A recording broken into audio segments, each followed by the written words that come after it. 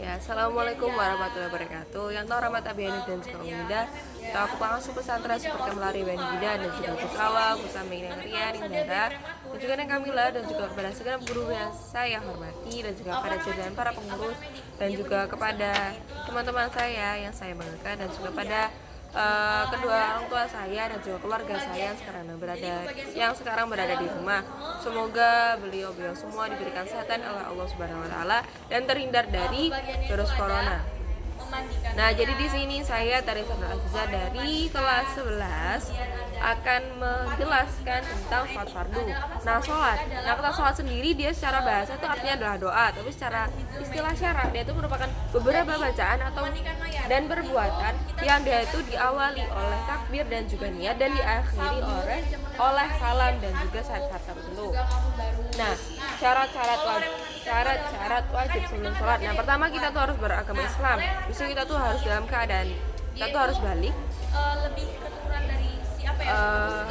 Lalu yang terakhir tuh kita tuh harus berakal. Jadi kalau jadi orang gila dia tuh nggak wajib sholat, soalnya dia nggak berakal. Ya pokoknya kita tuh harus terjaga, harus sadar. Itu syarat sebelum sholat. Nah, pertama anggota tubuh kita tuh harus suci dari hadas, lalu harus menutup aurat, lalu tempat kita untuk sholat tuh harus tempat yang suci, dan juga kita tuh harus menghadap kiblat dan juga kita tuh harus tahu waktu masuknya sholat. Habis itu rukun-rukun sholat. Yang pertama tuh ada niat, lalu berdiri bagi yang mampu. Habis itu ada takbiratul ihram dan juga membaca. Setelah itu membaca surat Al-Fatihah, lalu ruku lalu diam sebentar atau tumakninah, lalu itidal atau bangkit dari ruku, lalu tumakninah. Habis itu sujud, setelah sujud ada duduk, di antara dua sujud habis itu sujud lagi, habis itu duduk sebelum salam, habis itu membaca tasyahud akhir dan yang selalu ada membaca salat Nabi. Yang terakhir tuh membaca salam yang pertama dan itu harus tertib. Nah, jadi nggak boleh mama kita tuh niat, abis itu kita tuh langsung